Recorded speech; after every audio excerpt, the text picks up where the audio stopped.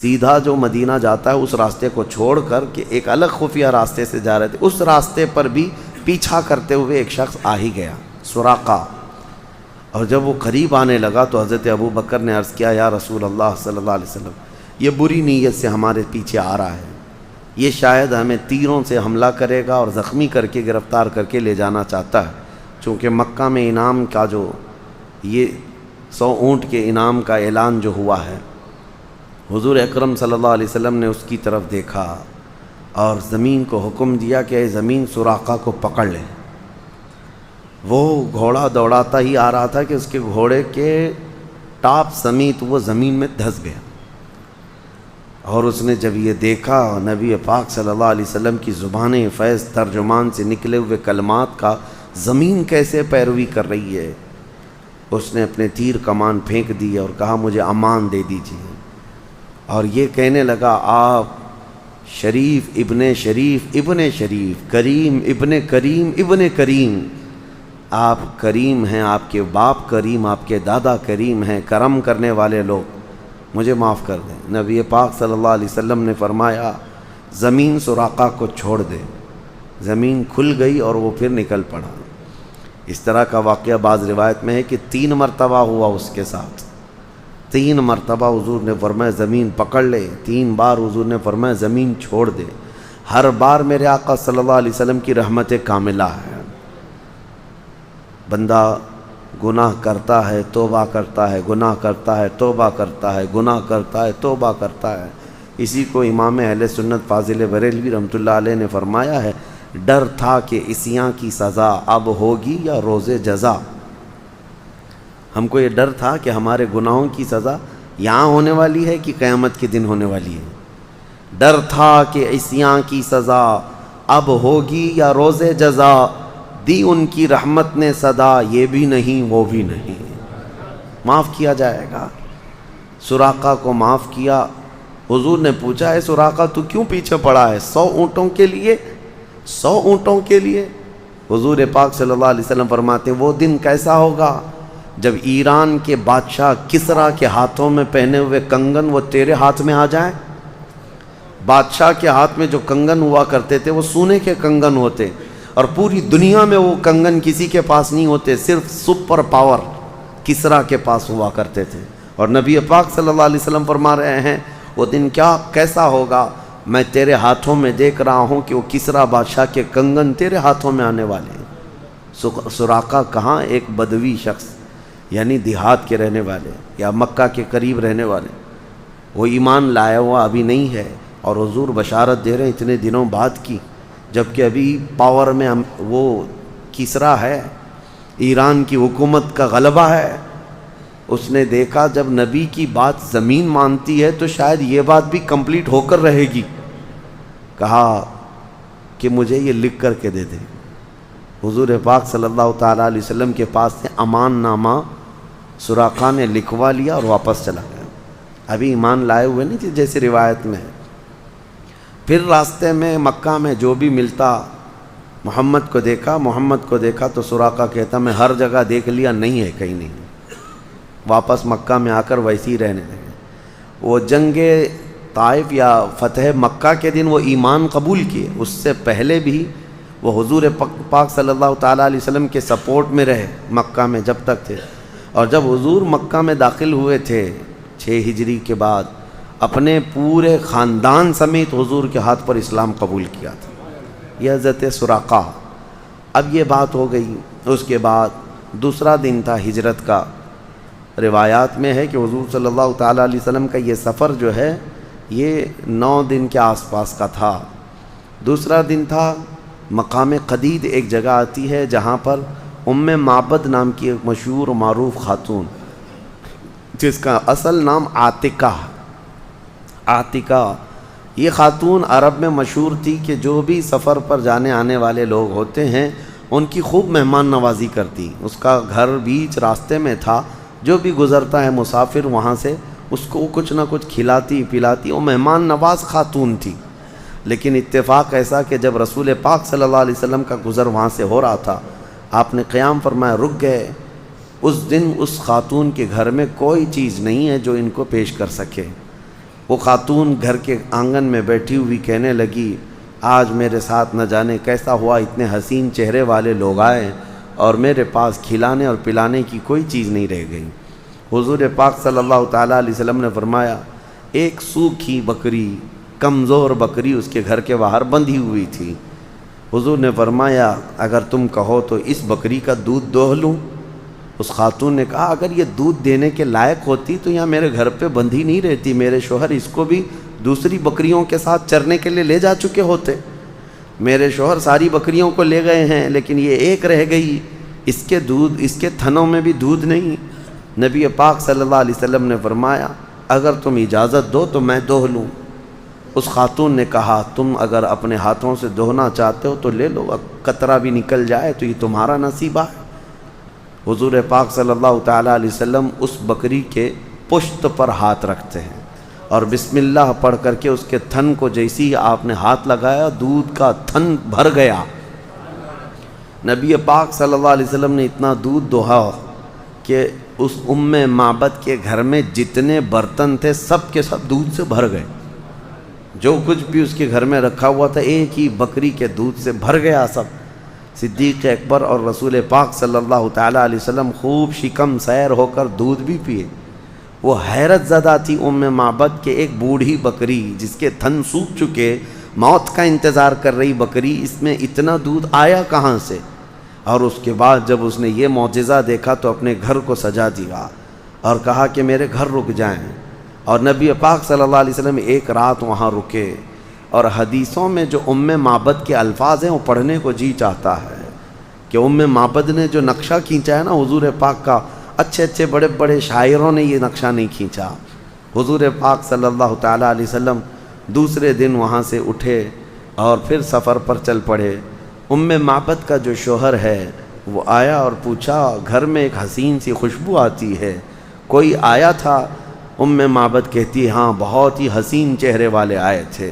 کون تھے؟ کیا نام تھا؟ معبد نے اپنے انداز سے نام خود ہی بنا لیا تھا، پوچھا نہیں تھا نام دونوں کا۔ کہنے لگی ایک مبارک آیا تھا، مبارک آیا تھا، اس نے خود جو ہے حضور کا نام مبارک رکھ لیا۔ حضور ویسی بھی مبارک کہتے ہیں برکت والا۔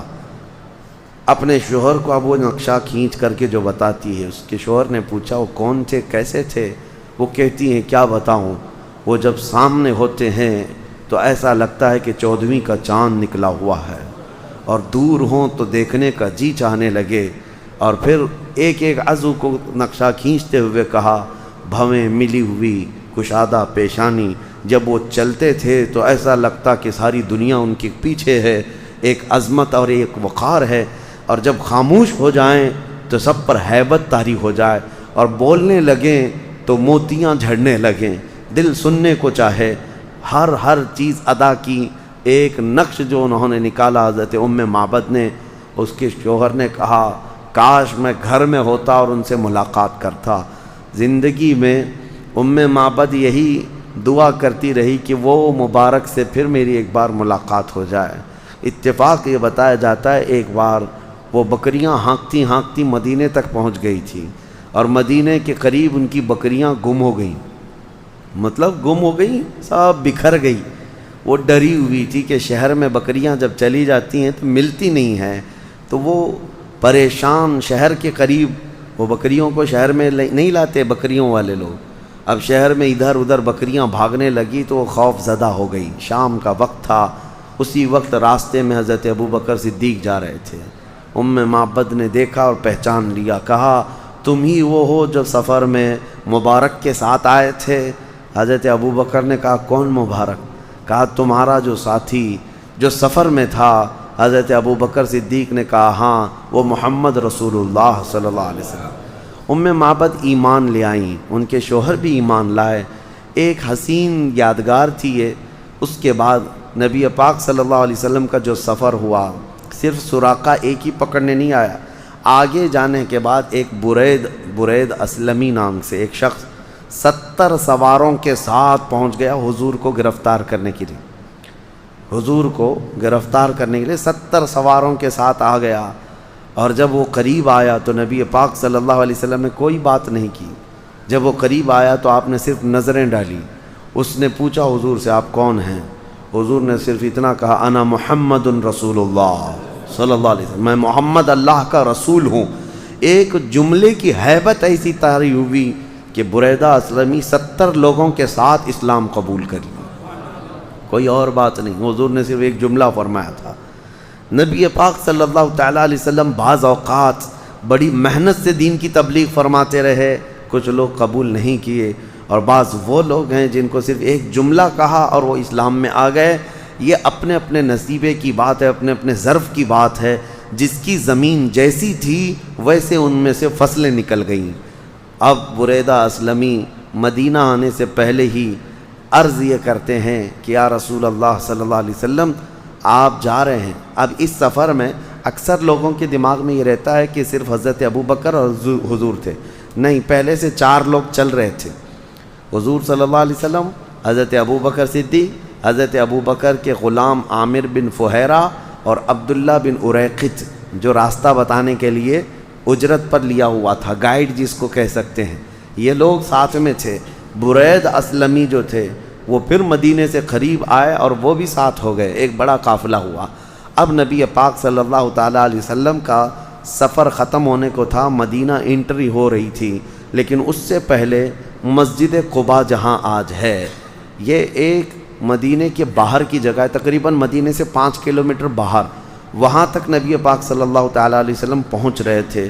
اس وقت کی ایک عجیب کیفیت ہے کہ ایک غلام اور ایک آقا کی نسبت کیا ہوتی ہے. مدینے والے تو روزانہ انتظار کر رہے تھے، جیسی ان کو خبر ہوئی تھی کہ میرے آقا نکل چکے مکہ سے اور مدینے آ رہے ہیں، روز صبح جاتے ثنیۃ الوداع کی گھاٹیوں پر بیٹھ کر انتظار کرتے.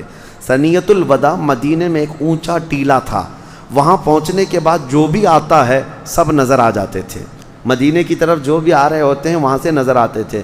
اسی لیے ثنیۃ الوداع کو سب لوگ جا کر کے دیکھتے تھے کہ آ رہے ہیں یا نہیں آ رہے ہیں، روزانہ انتظار کرتے تھے. اور جب نبی پاک صلی اللہ علیہ وسلم پہنچنے والے تھے مدینہ طیبہ، وہ دن کیا تھا آپ کو میں بتاؤں، پیر کا دن تھا اور 12 ربیع الاول شریف تھی. حضور کے مدینے میں جانے کا دن بھی یہی ہے، پیر کا دن اور 12 ربیع الاول شریف کا دن ہے.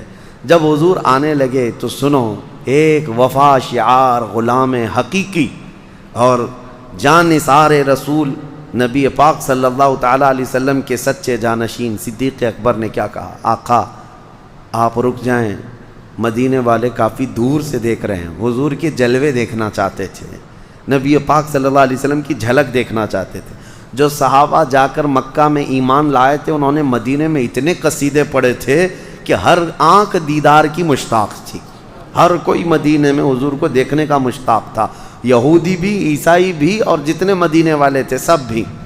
اب جب قریب آئے اور مدینے کی بھیڑ لگ رہی تھی استقبال کے لیے، حضرت ابوبکر صدیق نے اپنا جبہ اتارا اور ایک اونچا جھنڈا جو تھا اس کو، جھنڈا برید اسلمی جھنڈا لے کر چل رہے تھے. حضرت ابوبکر صدیق نے کیا کیا، اپنا جبہ یا اپنا کپڑا اٹھا کر کے حضور اکرم صلی اللہ علیہ وسلم کے سر کے اوپر سایہ کرنے لگے. پورا سفر تو ایسے ہی چلے، مدینہ جب آنے لگا تو یہ کپڑا اٹھا کر کے حضور پر سایہ کر رہے تھے. حضور نے پوچھا ابوبکر یہ کیا کر رہے ہو؟ تو حضرت ابوبکر نے کہا یہ نئے لوگ ہیں میرے آقا، مدینے میں جو آپ کو دیکھ رہے ہیں، میں اس لیے آپ کے اوپر کپڑا سایہ کر رہا ہوں تاکہ ان کو پتہ چلے کہ میں غلام ہوں اور آپ آقا ہیں. کہیں وہ غلطی میں کسی اور کو نہ سمجھ لیں کہ یہ اللہ کے رسول ہیں. ہم آپ کی عظمت شان کے لیے یہ کپڑا تانے ہوئے ہیں تاکہ لوگوں کو پتہ چل جائے کہ ہمارا آقا تشریف لا رہا ہے. میرے عزیزو، یہی تو بات ہے کہ ہم فرق کرنے کے لیے کوئی نہ کوئی چیز لاتے ہیں. مسجدوں کو عام طور پر گھروں کی طرح کیوں نہیں بناتے؟ ایک مینار یا ایک گنبد اسی لیے رکھتے ہیں تاکہ عام گھروں سے فرق ہو جائے. اللہ کا گھر اور ہے، ہمارا گھر اور ہے. ہر چیز میں علماء کو بھی اسی لیے کہا گیا ہے وہ اپنے عمامے، اپنے لباس الگ اس لیے رکھیں تاکہ دنیا یہ جانے کہ محمد عربی صلی اللہ علیہ وسلم کے نائبوں کی جماعت ہے، دین کے علم رکھنے والوں کی ہے. فرق رکھنے کا حکم دیا گیا اور صدیق اکبر نے یہ ثابت کر دکھایا. نبی پاک صلی اللہ علیہ وسلم سے ریلیٹڈ ہر چیز کو عظمت کے ساتھ پیش کرنا چاہیے، عظمت کے ساتھ پیش کرنا چاہیے. تاکہ دنیا کے دلوں میں میرے آقا کی عظمت قائم رہے۔ سفر یہاں تک ہوا، اب پھر مدینے والوں کا جو استقبال تھا وہ تو تاریخ میں رقم کرنے والا استقبال ہے۔ وہ ثنیۃ الوداع کی گھاٹیوں پر جیسی حضور پہنچ رہے تھے، مدینے میں آوازیں گونجنے لگ گئی۔ بنو نجار ایک خاندان ہے مدینے کا، ان کی بچیاں، انصار جتنے بھی قبیلوں میں تھے، اوس اور خزرج کے، سب اپنے اپنے گھروں سے نکل آئے تھے، عورتیں اپنے چھتوں پر تھیں، اور سبوں نے جو ہے ترانہ مصطفیٰ جو گنگنایا تھا، طلع البدر علینا من ثنیات الوداع وجب الشکر علینا ما دعا للہ داعی، جس کا مطلب ہی ہوتا ہے طلع البدر علینا من ثنیات الوداع، و ثنیۃ الوداع کی گھاٹیوں سے ہم پر 14ویں کا چاند طلوع ہو گیا ہے۔ یہ مدینے والے کہتے تھے ثنیۃ الوداع کی گھاٹیوں سے ہم پر 14ویں کا چاند طلوع ہو گیا ہے۔ اے لوگو، ہم پر اللہ کا شکر واجب ہو گیا کہ اللہ کی طرف بلانے والا رسول اب ہمارے درمیان آ رہا ہے۔ انہیں فخر تھا، اس بات کا فخر تھا۔ جب نبی پاک صلی اللہ تعالیٰ علیہ وسلم قریب آتے گئے، دف بجا بجا کر کے بچیاں یہ گنگناتی تھی، ایک عجیب سا سماں تھا، ایک عجیب سا ماحول تھا۔ آج لوگ کڑتے ہیں اور جلتے ہیں، پوچھتے ہیں جلوس کہاں سے ہے، ہم یہی کہتے ہیں یہی تو مدینے والوں کا جلوس تھا جو میرے آقا کے استقبال کے لیے انہوں نے کیا تھا۔ اور اتفاق یہ ہے کہ انہوں نے بھی 12 ربیع الاول کو ہی جلوس کیا تھا۔ آج مدینے سے عقیدت رکھنے والے پوری دنیا کے سنی ان مدینے کی بچیوں کی اقتدا کرتے ہوئے، اگرچہ میرے آقا ہمارے شہر نہیں آ رہے ہیں، لیکن تاریخ ہے اس دن حضور پاک کے عاشقوں کا جلوس نکلا تھا، آج ہم غلاموں کا بھی جلوس نکلتا ہے۔ اللہ کریم ہم سب کو سنی صحیح العقیدہ رکھے اور میرے آقا کے عاشقوں کی جماعت میں زندہ رکھے، اور حضور پاک کے قدموں میں ہمیں موت نصیب فرمائے۔ وآخر دعوانا الحمد للہ رب العالمین۔